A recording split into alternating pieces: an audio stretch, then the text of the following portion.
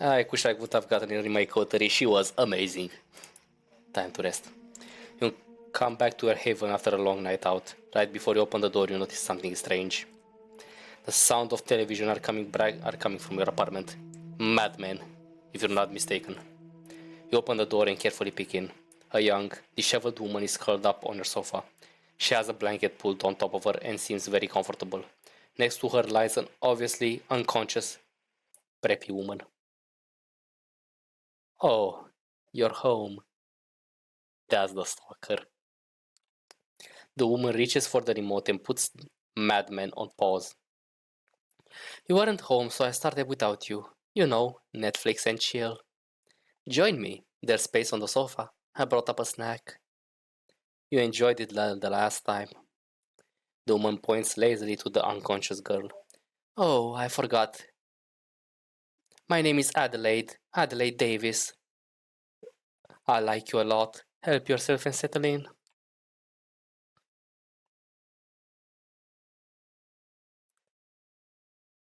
Little. Thank you for all you've done for me. Still, the sun is coming up soon. You don't want to get caught here. Oh, that's so sweet. I don't mind. I can spend the day with you. You're a season ahead of me, I think. Oh, in that case, I'll go. Let me know when you're caught up and we can watch it together.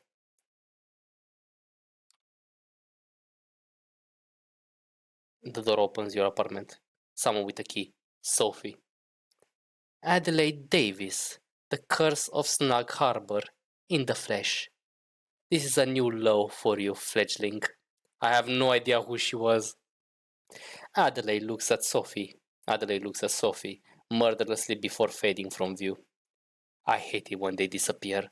They should have enough manners to slink away in embarrassment so we can all enjoy it. Sophie waits for Adelaide's shape to leave the apartment before she speaks. The clan of the moon did not advise you caution when dealing with them. As you watch, Sophie makes a phone call. 10 minutes later, two of her servants arrive to remove the unconscious girl from your sofa. You clearly need my help. It won't happen tonight, but let me see if I can resolve your stalker problem for real. You're left to wonder what Sophie meant by that as she leaves your haven. The clan of the moon.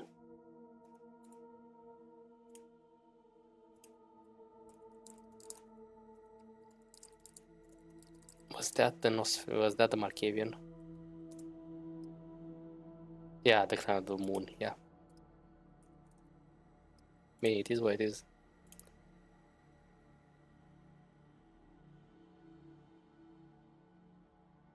Mm-hmm.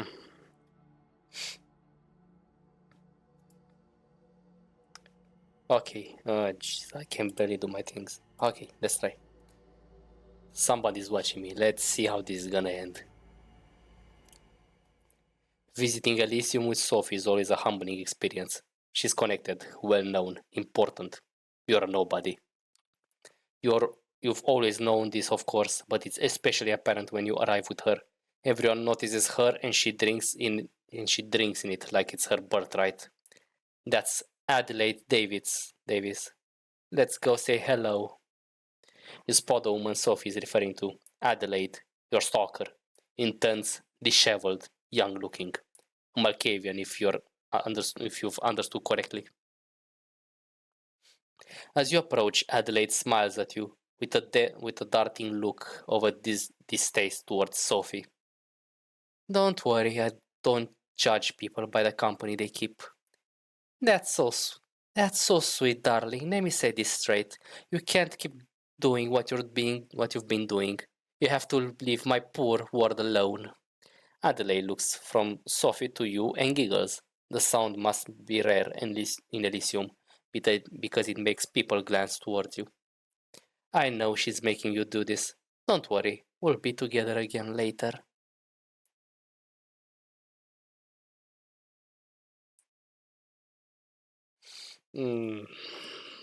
I'll stay with Sophie. Listen, Adelaide, I already have someone. I have a lover.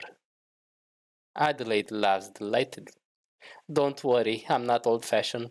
I'll be happy to meet your lover. I'm sure they're as wonderful as you are.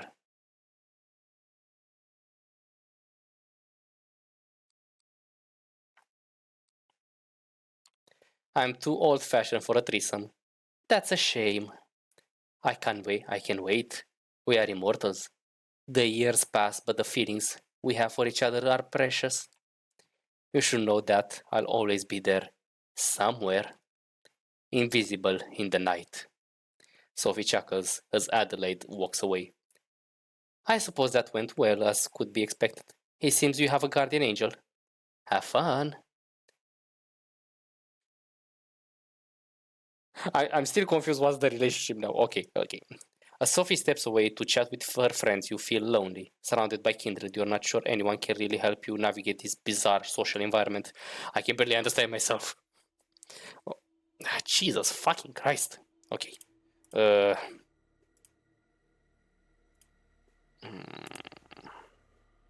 Okay.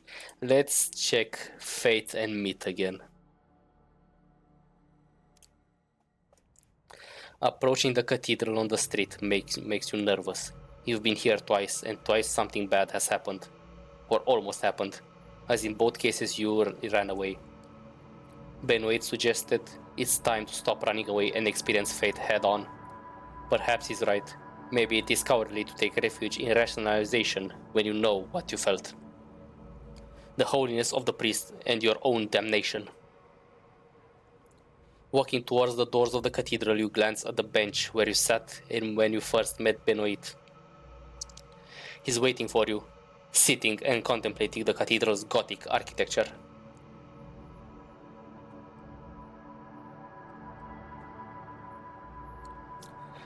Are you sure we should be meeting here? Don't worry, we're not going inside. Benoit looks different than before. Intense. Certain. You've had some time to think about what we spoke of before?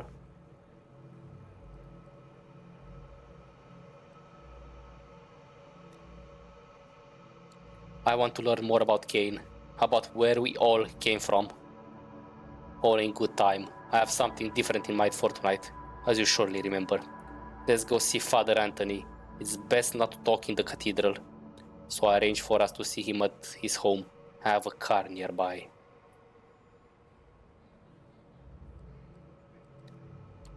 This better be on the level, Benoit.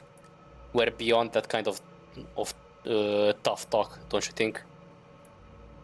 You follow Benoit as he walks down the street until you come to his car. A surprisingly pedestrian family sedan. The essence of the masquerade is inconspicuousness. Nobody expects a vampire to drive a car like this.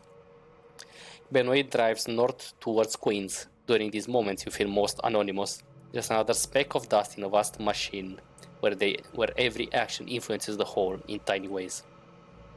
The one thing you've learned about Kindred is that they are not lacking in self-regard.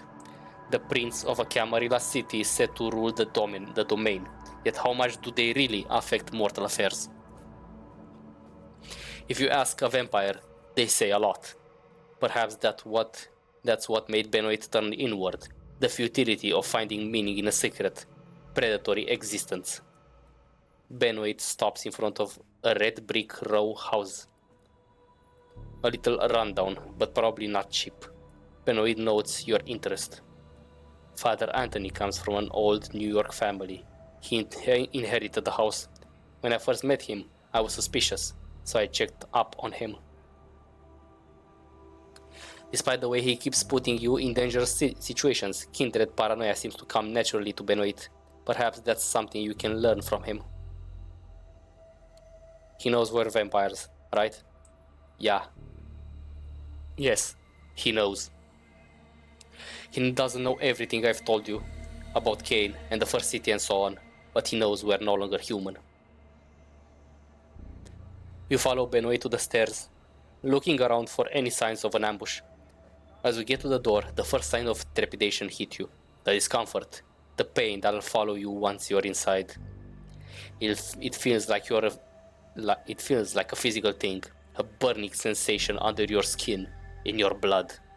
You look to see how Benoit is taking it. He's smiling. eyes closed for a second before knocking on the door, almost as if he's enjoying the sensation. The door opens and you see Father Anthony's kindly face. Your body feels as if in a vice. You haven't really been bothered by hot or cold since you were embraced, but now it feels like the surface of your skin is overwhelmed with sensations. The fear and the terror are paralyzing. Yes. You barely hear Benoit's whisper. Come in, you two. Come in, you two. I might not know much, but I know enough not to do this on the porch.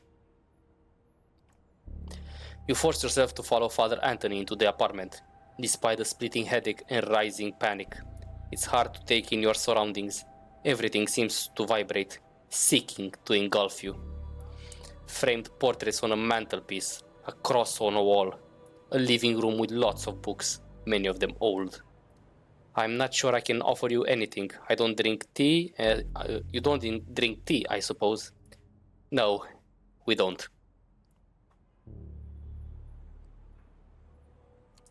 We'll be fine, thank you, Father. Are you sure you're okay? You look distressed. Please, Father, you know this is difficult for us. You'll forgive me if I don't waste time. Father Anthony looks pained, whether because of the rudeness of our sympathy or our sympathy for your condition. You can't tell. He motions for you to sit down, but you and Benoit are both agitated to do so. You feel trapped, like a moth being smeared against a burning light bulb. It's hard to look at Father Anthony, but you can't look at anything else either. Benoit is starting to look increasingly unhinged. His eyes look as if he's seeing into some divine beyond just outside the grasp of your senses. Now is the time, my friend. You have to decide if you're ready for salvation. Prove your faith by embracing the Father and let his radiance envelop you. He wants me to embrace the priest.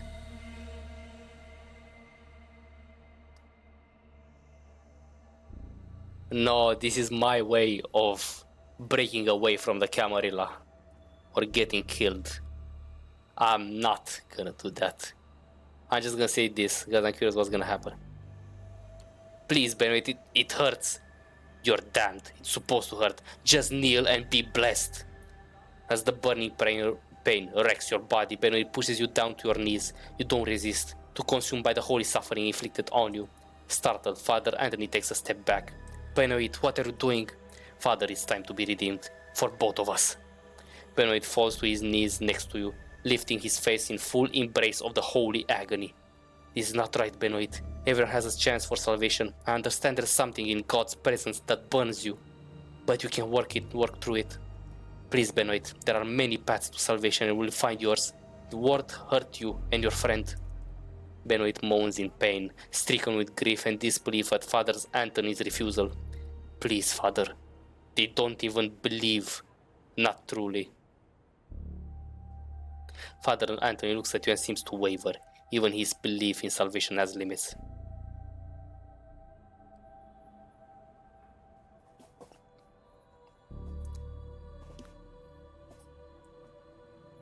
He is a masquerade breach. He needs to be killed. Despite his kind nature, Father Anthony is a grave threat to the masquerade. You must kill him for the good of all your kind. As Father Anthony hesitates and Benoit grovels on the floor, you take the nearby candlestick. Marshalling all of your willpower, you lunge forward and hit the side of the Father Anthony's head. You stagger to the side as your undead body convulses in pain. Father Anthony steadies himself on a bookshelf, blood trickling from a wound in his temple. He's an old man, but not a defenseless one. His convictions of mercy and grace hiding a sharp mind for action. No! You both glance at Benoit, who doesn't seem to comprehend what's happening. Taking advantage of your distraction, Father Anthony takes a crucifix from the wall and pushes it towards your face.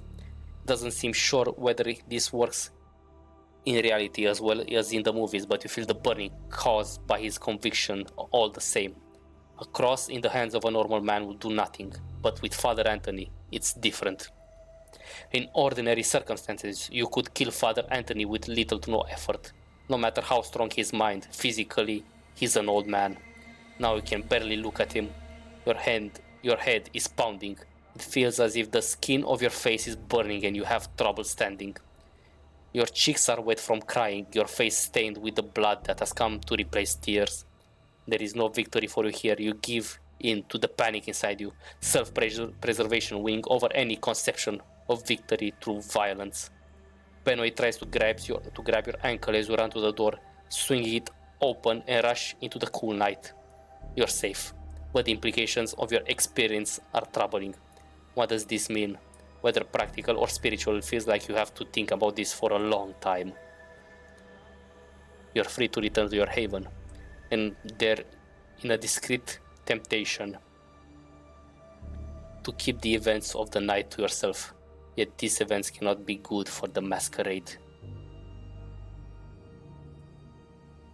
Keep the events of the night to yourself.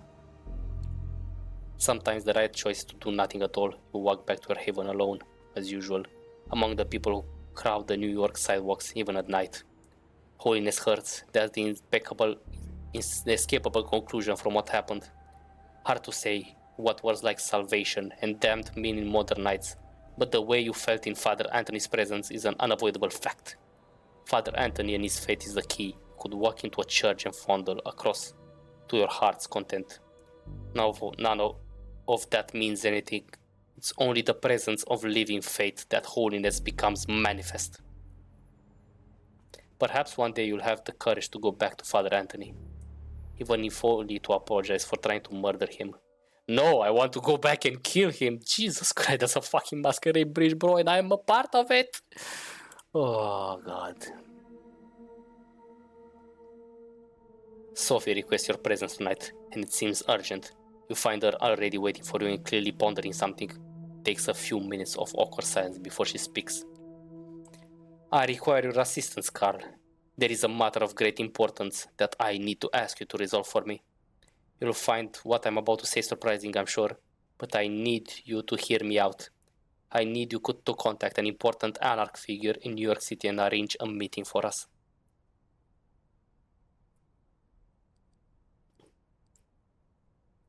What business do we have meeting with anarchs? They're the enemies of the Camarilla, isn't that right? That is normally true. There is much bad blood between our factions, but it's not as simple as a state of constant war. You'll find that with this, as with many other things, the Camarilla's policies have more than their share of hypocrisy inherent in them. It comes hand in hand with using medieval power structures. What we are forbidden to do, the prince may do willingly. Some of these things can be done in the open, while others are kept secret as to not invite discord and discontent. I need to contact a man named Torque. He's an influential member of the movement and, like most of them, very suspicious of the Camarilla. That's why I'm sending you to extend my invitation.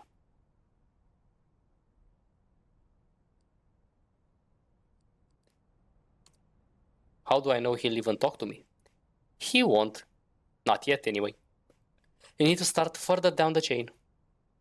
And with the right story to spin. From my limited sources adjacent to the movement, I've gathered that your best chance to speak to Torque is to first meet with his right-hand woman, Mia. She's a regular at the club called the Leech Pit. I think it would be best if you presented yourself as an anarch hopeful, a fledgling looking for a place of belonging. Only after you talk Torque directly should you mention my name and the meeting.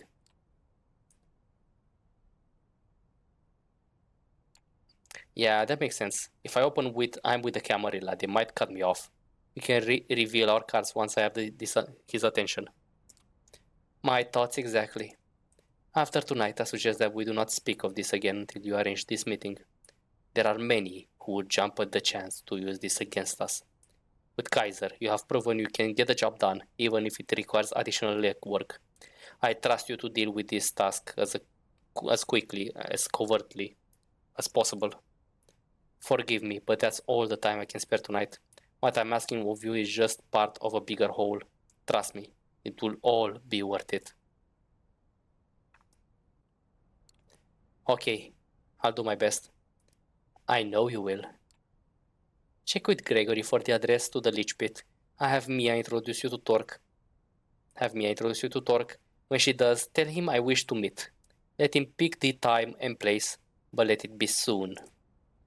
If he proves too guarded, tell him I have something that will help him gather allies against Boss Callahan. That should pique his interest. Good luck. And obviously, not a word about this to anyone else. Not even any new friends you might have made in recent nights. This stays between us. The way she says the final sentence suggests a not so veiled threat, but her warm smile bellies that impression. You want her to keep trusting you. You wouldn't want to disappoint her. Gregory gives you the address. The club is in Brooklyn. Apparently, it's some kind of a heavy metal bar with a dedicated concert space. Time to pay this Mia a visit. The place is teeming with people tonight. You arrive in the middle of a concert. The music is loud, almost deafening, and it takes you a while to get used to it. This is not your scene at all. You can barely focus through the noise, but you grit your teeth and decide to bear it. Back away. The sooner you find Mia, the sooner you'll get out of this hole. A group of a dozen patrons are tightly packed together, and the smell of their sweat and youthful, excited blood overwhelms you momentarily. It's with some difficulty that you turn to the task at hand. You've heard your share about the anarchs and how they fit into Kindred politics, but you only have your short encounter in Corona Park on which to base your actual opinion on the faction. That might have just been a horrible first impression, but you've kept your guard up just in case. First I'm gonna try to...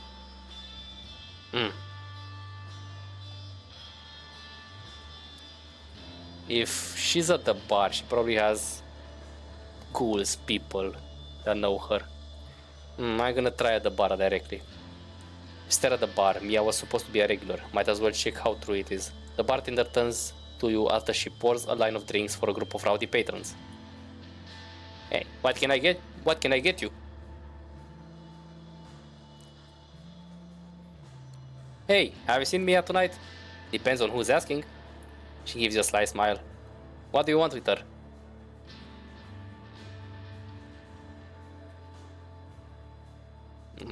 I just wanted to meet her. She's kind of a local legend. Yeah, ain't that the truth? Go to where the crowd is. She's the small girl in the English. She's the small girl in the big jacket. Have fun. She winks at you. You approach the woman the bartender indicated as the band takes a break. I'm new to being dead.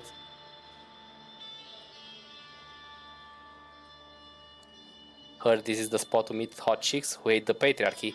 Anarchs, you could say. Seriously, that's the baseline you came up with? She doesn't smile, but she doesn't hit you either. Follow me behind the bar. She leads you through the bar to a back door that leads into a side room.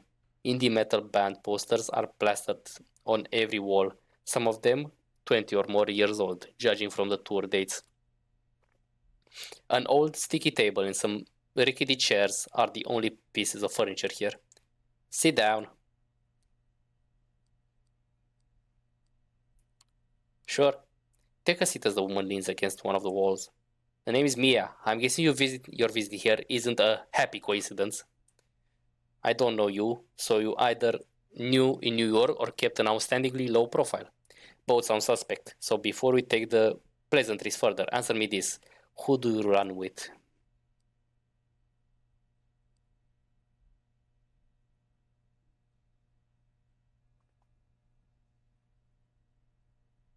To be fair, the Anarchs is nothing new. It's not the Anarchs tend to get Camarilla new embraced or so and get them to the Anarch side. So this would be like the most logical right now. Camarilla, I guess, but I'm looking to switch. Is that so? She looks at you up and down. It's hard to read her. Okay, sure, I'll bite. But let's get one thing out of the way. She leans in. If this is some clever ploy to oust me from my domain, or if you're here just to spy on me and the movement, I'll make sure you don't enjoy undeath much longer. Got it? Can tell it's a purely rhetorical question. Right, here's the pitch. A Camarilla Link likes to think that they're the vanilla option. What with the Prince Bitch Panhard pretending that they were always in charge. But New York has never been a fully cam city. They might have won the city in 99, but cams have had their asses handed to them many times over the years. And the movement has been here at least as long as they have. Hell, I moved to New York City before World War II, and that was a good while after I saw the Camarilla for what they are, a way to keep us all subservient and in line. The Ivory Tower will tell you they're the only safeguard for the traditions, and that's kind of the problem. There's only one tradition me and the movement feel should be respected. The Masquerade, obviously. Everything else, ask the prince and she'll tell you it's the logical continuation of the Masquerade, but really it's just a way to keep the elders powerful and in control. She grimaces. But here's the thing. For all the talk of us bloodsuckers being solitary creatures, we need a community to keep up the Masquerade. Community, yes, but authority, not so much. We need a council of peers to keep the assholes and power-drunk fledglings in check, but not a feudal prince to tell you where to feed or who to hunt down when they step on her toes. She takes a brief break from her indignant rant.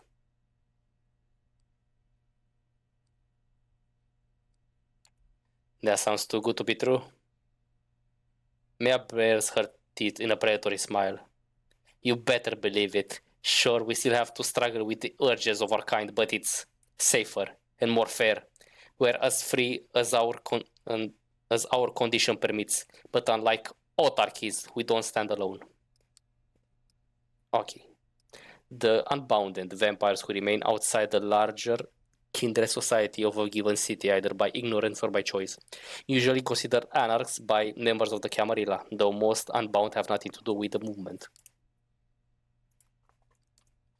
Nominally, a guy by the name of Callahan has been overseeing the movement's agenda in New York City for the past few decades. Most follow his lead.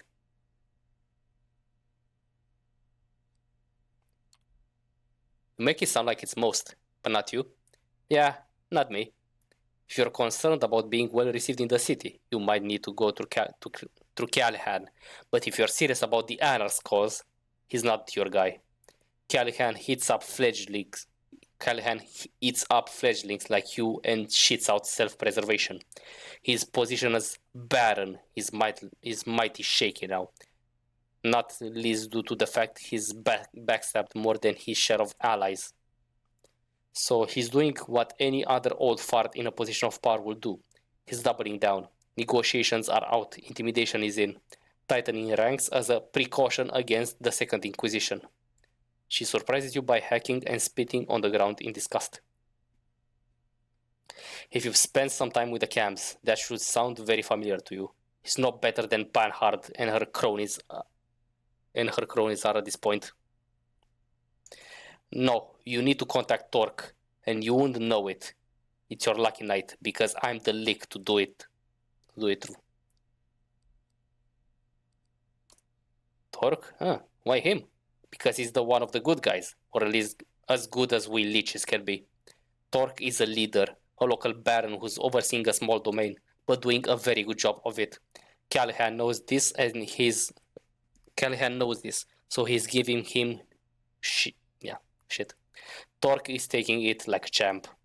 He's smart like that. For one of us rebels, he's got the patience of a saint. Makes you think back to how things used to be way back then, if the stories are to be believed. Anyway, you want to meet him? I'm gonna require a show of goodwill first.